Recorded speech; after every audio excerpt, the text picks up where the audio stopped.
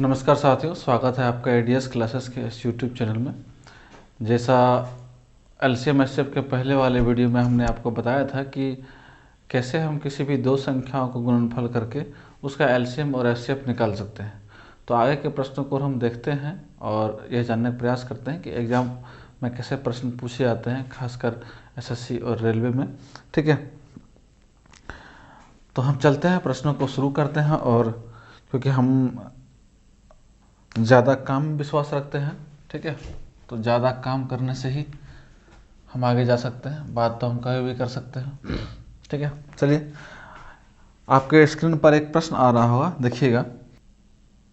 दो संख्याओं का एचसीएफ 12 और एलसीएम 72 है। यदि इनमें से एक संख्या 24 है तो दूसरी संख्या क्या होगी? ठीक है, यदि दो संख्याओं का एचसीएफ 12 है, एलसीएम 72 है, यदि एक संख्या 24 है तो दूसरी संख्या क्या होगी?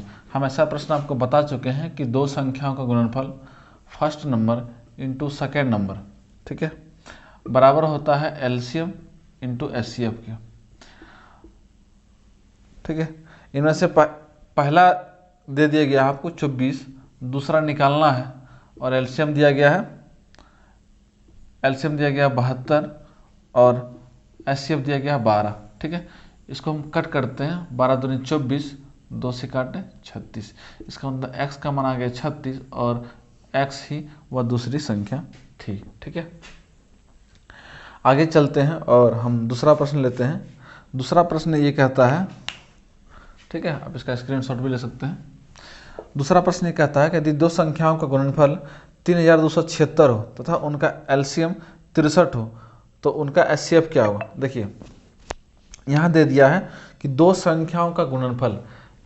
आप गौर से देखिएगा तो आपको इसी क्वेश्चन में इसी फॉर्मूले में एक चीज़ नज़र आ रहा होगा कि दो संख्याओं का गुणनफल ही हमारा एलसीएम और एचसीएफ होता है। ठीक है, दो संख्याओं का गुणनफल ही हमारा एलसीएम और एचसीएफ होता है।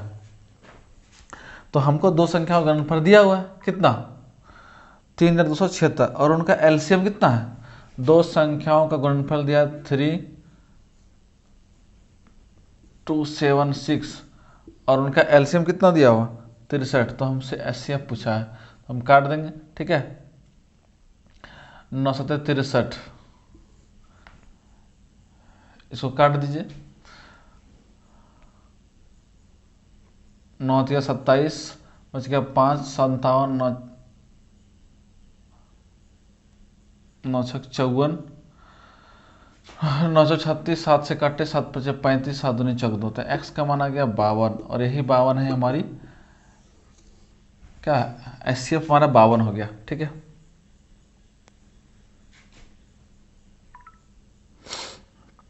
तो चलते हैं और आगे का प्रश्न हम देखते हैं।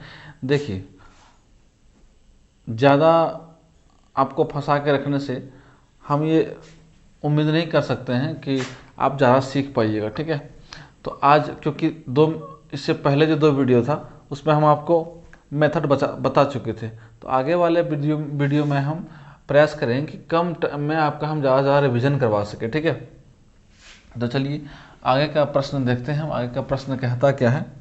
ठीक है, आगे का प्रश्न है कि दो संख्याओं का एलसीएम 693 और एचसीएफ 11 है। यदि उनमें से एक संख्या 99 है तो दूसरी संख्या क्या होगी? देखिए, अब हम इस प्रश्न को बनाएंगे नहीं और हम इस प्रश्न को आपको थॉट प्रोसेस से बनाना सिखाएंगे। जैसे देखिए, दो संख्याओं का गुणनफल एलसीएम इंटू एचसीएफ होता है। ठीक है, और एलसीएम जो होता है एक साइड आपको दिया हुआ रहेगा, एक साइड एचसीएफ रहता है। समझने वाली बात यह है कि एचसीएफ जो है, एचसीएफ ऐसा प्राणी है जो सब में छिपा हुआ रहता है। ठीक है, एचसीएफ ऐसा प्राणी है जो सब में छिपा हुआ रहता है। तो एचसीएफ को अगर बाहर कर देंगे तो मेरा वह एलसीएम निकलेगा। जैसे प्रश्न में बोला गया है कि यदि दो संख्याओं का एलसीएम 693 और एचसीएफ 11 हो, यदि उनमें से एक संख्या 99 है तो दूसरा क्या होगा? अगर हम डायरेक्ट गुना करें तो क्या 11 से 99 कटती है? 11 ना 99, और 99 से क्या 693 कटती है? तो कटती है 9 7 63, 9 यानी 77 बार में, तो 77 इसका आंसर होगा। कैसे हम इसको इम्प्लीमेंट किए देखिएगा। तो दो संख्याओं का गुणनफल, तो हमको first number into second number पता है। ठीक है, एलसीएम इंटू एचसीएफ होता है। तो पहला संख्या जो है एक 99 है, दूसरा हमको पता नहीं है। दूसरा एलसीएम क्या है 693 और एचसीएफ क्या है, एचसीएफ 11 है।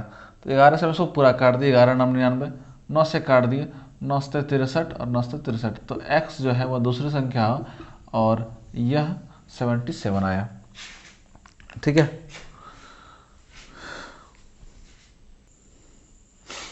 देखिए अब आगे चलते हैं और ये समझते हैं कि शेष वाले प्रश्न कैसे बनते हैं। ठीक है, एलसीएम के मेथड में शेष वाले प्रश्न, बचने वाले प्रश्न, ऐसे प्रश्न कैसे बनते हैं। जैसे हम सबसे पहला क्वेश्चन लेते हैं। ठीक है,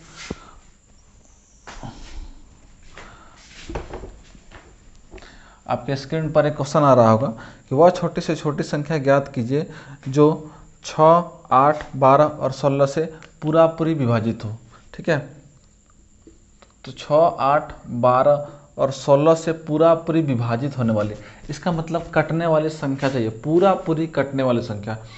तो वह संख्या जो पूरा पूरी दी गई सभी संख्याओं से कट जाए और वह अगर छोटी संख्या हो, इसका मतलब हमको एलसीएम निकालने के लिए बोलेगा, है ना। एलसीएम निकालने के लिए बोलेगा तो हम इस संख्या का एलसीएम निकाल सकते हैं। कैसे, 6 का बाप 12 बैठा है और 8 का बाप 16 बैठा है, ये दोनों संख्या खत्म हो गई, बची 16। 16 को हम एलसीएम मान लेते हैं, इसको तोड़ते हैं 4 गुना 3 में। तो 4 जो है वह 16 में छुपा हुआ है, बच गया 3, उसको 3 से डायरेक्ट गुना कर देंगे, 16 3 48 वह संख्या होगी। ठीक है, 48 वह संख्या होगी जो पूरा पूरी कटेगी। ठीक है, ये तो साधारण प्रश्न था। इसमें प्रश्न और कैसे बनते हैं इसको देखेंगे। ठीक है, इसको देखना जरूरी है कि इसमें प्रश्न कैसे बनते हैं। तो चलिए हम दूसरा प्रश्न लेते हैं, और दूसरा प्रश्न यह है कि वह छोटी से छोटी संख्या ज्ञात कीजिए जिसे 10, 15, 20 तथा 25 से विभाजित करने पर प्रत्येक मामले में 3 शेष बचता है। ठीक है, तो मेरे पास संख्या है 10, 15, 20 और 25। इन सभी से भाग देने पर शेष कितना बचता है, 3। तो ऐसे प्रश्न में सबसे पहले हम यह ज्ञात कर लेंगे कि वह संख्या है कौन जो इन सब से कटता है, क्योंकि इन सब से कटता है तब तो मेरे पास शेष बचेगा। तो सबसे पहले वह संख्या निकालता है जो कटता है इन सब से, और अगर इन सब से कटता है इसका मतलब हमको एलसीएम चाहिए। तो सबसे पहले इन सब का एलसीएम निकाल लेते हैं। तो 10 का 15 छुपा हुआ है, बचा मेरे पास 25। 25 को डायरेक्ट लिख लेते हैं। ठीक है, इसको तोड़ते हैं 5 गुना 4 में, इसको तोड़ते हैं 5 गुना 3 में। ठीक है, तो 5 का 25 यहाँ है ही, और 5 का यहाँ भी 25 है ही, बच गया 4। इसको 4 से गुना कर दिए, और एक बच गया 3, इसको गुना कर दिए, 25 चौक 100 दिया 300। ठीक है, अब हमको 300वां संख्या मिल गया जो सबसे कट रहा है। ठीक है, सबसे कट रहा हुआ संख्या 300, और हमको शेष बचाना है, इसका मतलब हमारे पास शेष कुछ रहना चाहिए। ठीक है, तो शेष रहने के लिए हम इसमें 3 जोड़ देंगे, तो वह संख्या हो गया 303, जो मेरा उत्तर हो गया। ठीक है, जो मेरा उत्तर हो गया। आगे चलते हैं। ठीक है, और प्रश्न को हम देखते हैं। आप लोग लिखिएगा प्रश्न कैसे पूछा जाएगा, इसमें आगे देखते हैं कि वह छोटी से छोटी संख्या ज्ञात कीजिए जिसमें 5 जोड़ने पर वह 12, 15 एवं 18 से पूरा पूरी भाग लगे। ठीक है, तो सबसे पहले हम देखें कि वह संख्या है कौन सी तीनों से भाग लगती है। तो सबसे पहले हम पूरा पूरी भाग वाला निकाल लेंगे, और जब भी हमको पूरा पूरी भाग निकालने वाला चाहिए इसका मतलब हम एलसीएम निकालेंगे। ठीक है, तो पूरा पूरी भाग लेने वाला इसका एलसीएम लेते हैं।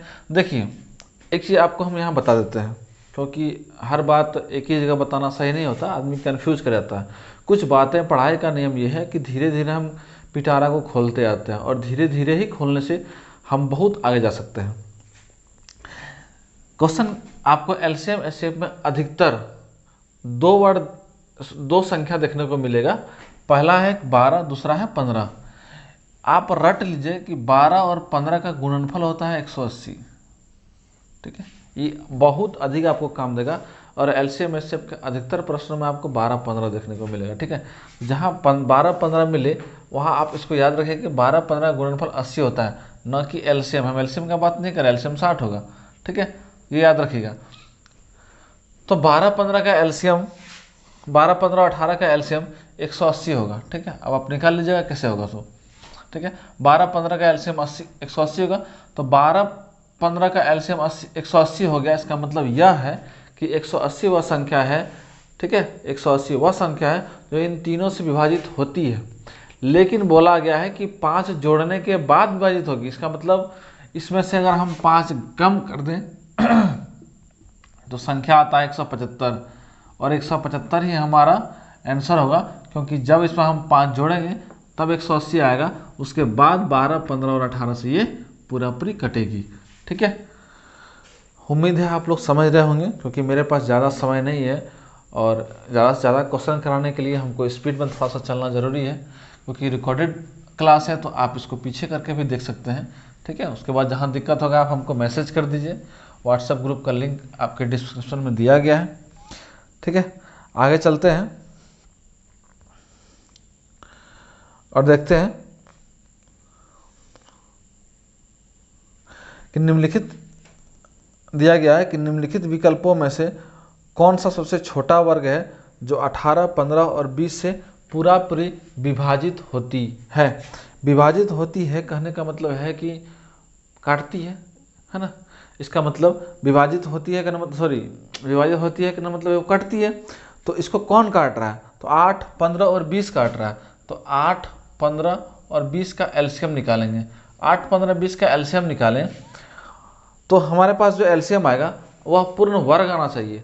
अगर पूर्ण वर्ग नहीं आया तो इसका मतलब हम समझ जाएंगे कि हमारा वो आंसर गलत हो गया। तो सबसे पहले इसका एलसीएम निकालते हैं। 12, 15 का इसको मान लेते हैं, 12, 15 को मान लेते हैं हम, 20 को एलसीएम मान लेते हैं। और अगर इसमें 5 या 15 होता है, इसका मतलब 3 60 हो गया। क्या 8 से कटेगी? नहीं, 8 से 4 कटती तो बच गया 2, तो 20 दूना 40 दिया 120। 120 उसका क्या हो गया? एलसीएम हो गया। 120 एलसीएम हो गया। और हम यह देखेंगे कि 120 अगर एलसीएम हो गया, क्या 120 एक पूर्ण वर्ग संख्या है? तो नहीं। तो आप गौर करिए, इसको बेहतर बनाने का एक और भी आसान तरीका है कि आप इसको पुराना मेथड से बना दीजिए, सबसे आसान होगा। आपको अगर ऐसा प्रश्न दे तो आप इसको पुराना मेथड से बना दीजिए। कैसे? पहले हम इसको प्रश्न का उत्तर ले लेते हैं। तो 120 वह संख्या है लेकिन वह पूर्ण वर्ग नहीं है, तो इसमें कौन सा संख्या है जो पूर्ण वर्ग हो जाएगा? देखिए, 120 का आप गुणनखंड कर दीजिए। ठीक है, गुणनखंड करिएगा तो 2 से आएगा 60, फिर 2 से आएगा 30, फिर 3 से आएगा 10। आपको पता है कि मेरे पास आया 2 गुना 2 गुना 3। ठीक है,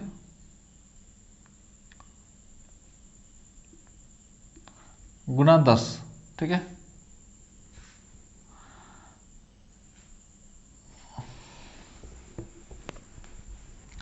आप 120 का गुणनखंड कर दिए। ठीक है, अगर ऐसा गुणनखंड करते हैं तो ये कटता है 2 से 60 बार में, फिर 2 से 30 बार में, फिर 2 से 15 बार में, फिर 3 से 5 बार में। तो पूर्ण वर्ग बनाने के लिए हमको पता है कि हर आदमी का एक जोड़ा होना चाहिए। ठीक है, तो हम ये देख रहे हैं कि 2 का जोड़ा तो है, लेकिन आगे किसी संख्या का जोड़ा नहीं है। तो आगे 2 का जोड़ा नहीं है, 3 का जोड़ा नहीं है, 5 का जोड़ा नहीं है। तो जिसका जोड़ा नहीं है उससे हम गुना करते हैं। तो मेरे पास एलसीएम आया था 120, और 2 का एक जोड़ा नहीं तो 2 बिठा दिए, 3 का कोई जोड़ा नहीं तो एक 3 बिठा दिए, और 5 का कोई साथी यानी कि जोड़ा नहीं था तो 5 बिठा दिए। अब इन सभी को गुना करते हैं। 5 तिया 15, 15 30, 30 गुना 120 बढ़ते 36, 3600 इसका आंसर हो गया। और 3600 आंसर होने के साथ साथ हम देखते हैं कि 3600 एक पूर्ण वर्ग है। ठीक है, तो चलिए आगे का प्रश्न लेते हैं और समझते हैं हम।